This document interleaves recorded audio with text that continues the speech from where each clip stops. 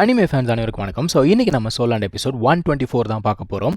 போன எபிசோட் எங்கே முடிஞ்சிருக்கோம் பார்த்தீங்கன்னா, இவன் வந்து ட்ரைபுக்கு வந்திருப்பான், அவனுடைய அங்கிளை மீட் பண்ணியிருப்பான், அதுக்கப்புறம் 2 பேரும் பேசியிருப்பாங்க. சரி ட்ரைபில் ஜாயின் பண்ணிக்கலாம் அப்படின்னு பார்க்கும்பொழுது அந்த எல்டர்ஸ் இருக்காங்கல்ல அவங்க வராங்க. ஸோ எல்டர்ஸ் வந்து உள்ளுக்குள்ளே வரும்போதே அவங்களுடைய பவரை வந்து ரிலீஸ் பண்ணிட்டு தான் வராங்க. பயங்கரமான ஒரு ப்ரெஷர். தங்ஸானால் சுத்தமாக தாக்கு பிடிக்கவே முடியலைங்க. இதுக்கு முன்னாடி அவங்க அங்கிள் எந்த அளவுக்கு ப்ரெஷர் கொடுத்தாரோ அதை விட அதிகமாக இருக்குது.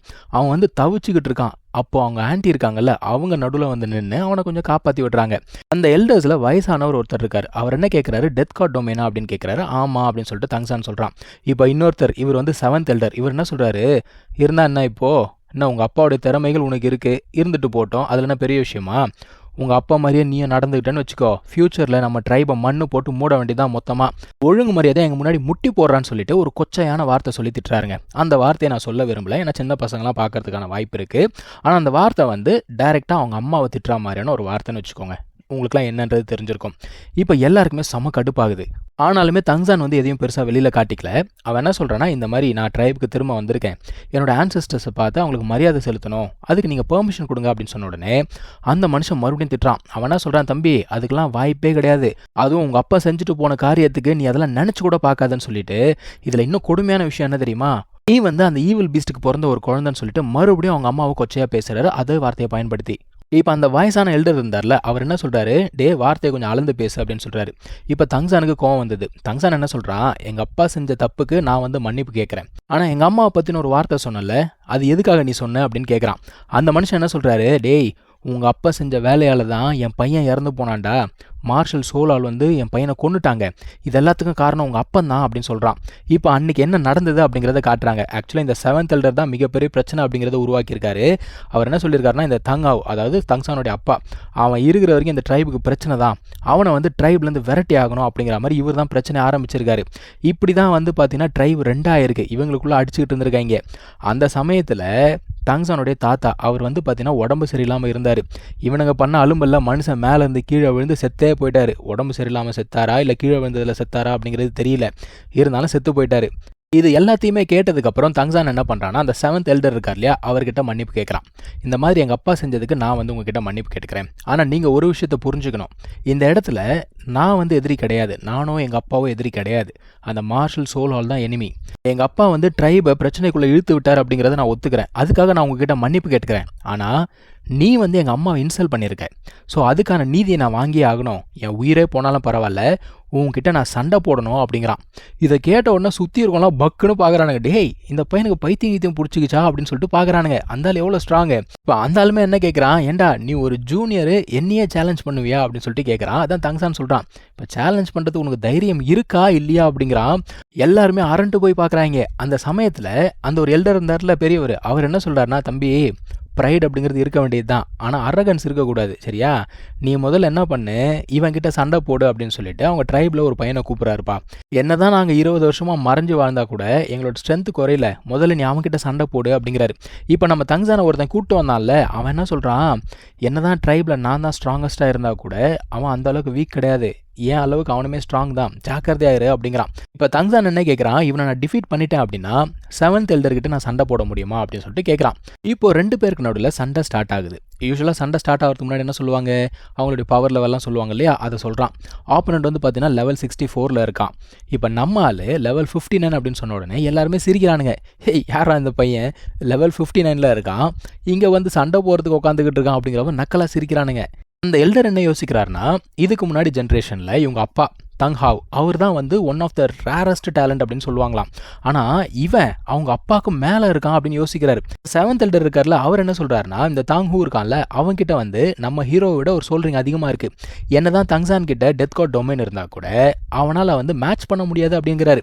சரின்னு சொல்லிட்டு சண்டை ஸ்டார்ட் பண்ணுறாங்க. இந்த ஆப்போனட் பார்த்தீங்கன்னா கையில் ஹேமர் எடுத்துட்டான். இப்போ நம்ம ஹீரோ ப்ளூ சில்வர் பிளான்ட் தான் வெளியில் எடுக்கிறான். இதை பார்த்தோன்னா ஒரு சில பேர் முழிக்கிறானுங்க, என்னடா இது அப்படிங்கிற மாதிரி முழிக்கிறானுங்க. இந்த 7th எல்டர் பார்க்குறாரு, டேய் இந்த பிளான்ட்டை வச்சுக்கிட்டு அவன் வந்து நம்ம ட்ரைபில் வந்து ஜாயின் பண்ணணும்னு பார்த்தான். ஹவுத்தியன் ஹேமர் கூட இல்லையா அவங்ககிட்ட அப்படிங்கிறாரு.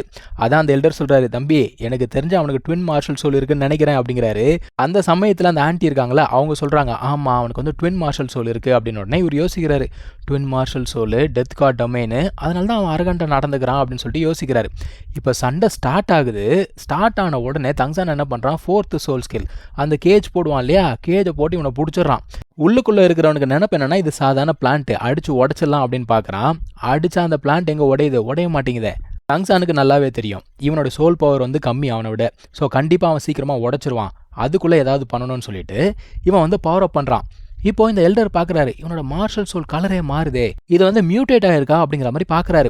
ஆனால் தங்சானுடைய அங்கிளுக்கு நல்லாவே தெரியும் இது மியூட்டேஷன் கிடையாது, அவங்க அம்மா கிட்டேருந்து வந்திருக்கக்கூடிய அந்த சில்வர் எம்பரர் அப்படிங்கிறது இவங்க அங்கிளுக்கு நல்லா தெரியும். இப்போ தங்சான் வந்து ஒரு அட்டாக்கை பவர் அப் பண்ணிக்கிட்டு இருக்காங்க. ஸோ ரொம்ப நேரமாக பவர் அப் பண்ணிக்கிட்டே இருக்கான், ஆனால் அட்டாக் பண்ண மாதிரி தெரியல. உள்ளுக்குள்ளே இருக்கவன் ஐயோ இவனை விடக்கூடாதுன்னு சொல்லிட்டு அந்த கேஜை உடச்சிக்கிட்டு வெளியில் வரான். இப்போ இவ்வளோ நேரம் ஒருத்தன் பவர் அப் பண்ணுறான் அப்படின்னா அதுக்கு 2 பாசிபிலிட்டி தான் இருக்குமா. ஒன்று வந்து அவனோட அட்டாக் அவ்வளோ பவர்ஃபுல்லாக இருக்கணும், அப்படி இல்லைனா என்னங்கிறத பார்ப்போம். ஸோ வெளியில் வந்தவன் பயங்கரமாக அட்டாக் பண்ணுறாங்க. அந்த ரேண்டம் ஹேமரிங் சொல்லுவாங்கல்ல, அந்த ஒரு ஸ்கில்லை பயன்படுத்துகிறான். நார்மலாக இந்த ரேண்டம் ஹேமரிங் அப்படிங்கிறத பயன்படுத்தினா யாருமே வந்து எதிர்த்து ஓட மாட்டாங்க. ஆனால் இவன் எதிர்க்க ஓடி வரான். இப்போ என்ன தெரியுமா பண்ணுறான், அவன் அந்த காபப் இருக்கும்ல அந்த பேரசைட்டு அதை யூஸ் பண்ணுறான். யூஸ் பண்ண உடனே அவனோட கை கால் எல்லாமே கட்டப்பட்ட மாதிரி ஆயிடுது. ஓங்கி வந்து அடிச்சான் பாருங்க, சரியான அடி. அதாவது 2வது பாசிபிலிட்டி என்னன்னா, அவனுடைய அந்த சோல் ஸ்கில்ஸ் இருக்குல்ல அது எல்லாமே பவர் அப் பண்ணுறதுக்கு டைம் ஆகும் அப்படிங்கிற மாதிரி ஒரு பிம்பத்தை உருவாக்குறது. ஆப்பனண்ட் வந்து எப்படியாவது ஜெயிச்சணும்னு சொல்லிட்டு கோலவெறி கொண்டு சண்டை போடுறாங்க. தங்சானுமே எதிர்த்து சண்டை போட ஆரம்பிக்கிறான். அதுக்கப்புறம் என்ன பண்ணுறான்னா, நடுவில் அந்த காபப் இருக்கும்ல அதை யூஸ் பண்ணி அவனை பிடிச்சிடறான். இவனால் ஒன்றுமே பண்ண முடியல. ஆக்சுவலாக நார்மலாக இருந்தானா இந்த ஒரு அட்டாக் ஈஸியாக உடச்சிட்டு வெளில வந்துட முடியும். ஆனால் அவனால் ஒன்றுமே பண்ண முடியல, ஏன்டான்னு சொல்லிட்டு யோசிக்கிறாங்க. அந்த எல்டர் இருக்கார்ல அவருக்கு மட்டும் தான் தெரியுது, தங்சான் சண்டை போடும்போது கொஞ்சம் கொஞ்சமாக பாய்சன் அப்படிங்கிறத அவங்க உடம்புக்குள்ளே ஏற்றிடுறான். அப்படி ஏற்றும் போது அவங்களுடைய பவர் குறையிறது அவங்களுக்கே தெரியாது. அடுத்து என்ன பண்ணுறான், அந்த ஸ்பியர் இருக்கு பாருங்க, அதை எடுத்து அடிச்ச அடியில் அவன் தலைக்கு பக்கத்தில் போய் குத்துது. அது அவனுக்கு தெரிஞ்சு போச்சு, ரைட்டு இது மேலே பட்டிருந்து நம்ம செத்தே போயிருப்போண்டா அப்படிங்கிற மாதிரி முழிக்கிறான். தங்சானுடைய அங்கிளுக்கு பயங்கர சந்தோஷம். ஸோ இந்த சண்டை முடிஞ்சு போச்சு, இதில் தங்சான் ஜெயிச்சிட்டான். அடுத்து என்ன பண்ணுறான், ஸ்ட்ரெயிட்டாக அந்த 7th எல்டர் கிட்ட போயிட்டு நிற்கிறான். இப்போ நான் உங்களை சேலஞ்ச் பண்ணலாமா அப்படின்னு கேட்குறான். அந்த மனுஷனுக்கு வேறு ஆப்ஷனே கிடையாது, வந்தே தான் ஆகணும். அவர் என்ன சொல்கிறாரு, நான் வந்து என்னோட 30% பவர் தான் யூஸ் பண்ணுவேன் அப்படிங்கிறாரு. தங்சான் என்ன சொல்கிறான், நீங்கள் நினைக்கிறத விட நான் கம்மியான பவர் தான் யூஸ் பண்ணியிருக்கேன், ஸோ இன்னொரு 10% எக்ஸ்ட்ரா யூஸ் பண்ணிக்கோங்க அப்படிங்கிறான். சுற்றி இருக்கவங்களாம் அப்படியே பார்க்குறானுங்க, யாரா இந்த பையன்ற மாதிரி. அது மட்டும் இல்லாமல் தங்சான் வந்து சண்டை போடக்கூடிய இடத்த நான் சூஸ் பண்ணட்டுமா அப்படின்னு கேட்குறான். வெளியில் அந்த செயின்ஸ் இருந்ததில்ல அது மேலே தான் சண்டை போடலாம் அப்படிங்கிற ஒரு முடிவு எடுக்கிறாங்க. தங்சான் என்ன சொல்கிறான், நான் இந்த சண்டையில் ஜெயிச்சிட்டேன் அப்படின்னா நீங்கள் என் அம்மாவை பற்றி சொன்ன வார்த்தையை திரும்ப எடுத்துக்கணும் அப்படின்னு சொல்கிறான். அந்த மனுஷன் என்ன சொல்கிறாரு, நான் ஜெயிச்சிட்டேன்னு வச்சுக்கோயேன், நீ வந்து வாழ்க்கை ஃபுல்லாக ஜெயிலில் இருக்கணும், அதாவது இந்த ட்ரைபோட பாவி அப்படிங்கிற ஒரு பேரில் நீ வாழ்க்கை ஃபுல்லாக ஜெயிலில் இருக்கணும் அப்படிங்கிறாரு. ஆனால் தங்சானுடைய அங்கிள் என்ன சொல்கிறாருன்னா, அதை முடிவு பண்ணுறது நீ கிடையாது அப்படிங்கிறாரு. அப்போ 7th எல்டர் கேட்குறாரு, அப்படியா, அப்போ நீங்கள் சொல்லுங்கள் என்ன பண்ணலாம் அப்படின்னு சொல்லும்போது, தங்சான் இந்த சண்டையில் ஜெயிச்சிட்டானா அவன் ட்ரைபுக்கு திரும்ப வரதை நீ தடுக்கக்கூடாது. சப்போஸ் அவன் தோத்துட்டான்னு வச்சுக்கோ, அவன் வந்து ட்ரைப்லேருந்து வெளில போயிடணும். அது மட்டும் இல்லாமல் அவன் வாழ்க்கை ஃபுல்லாக இந்த ஹவுத்தியன் ஹேமரை யூஸ் பண்ணவே கூடாது அப்படிங்கிறாரு.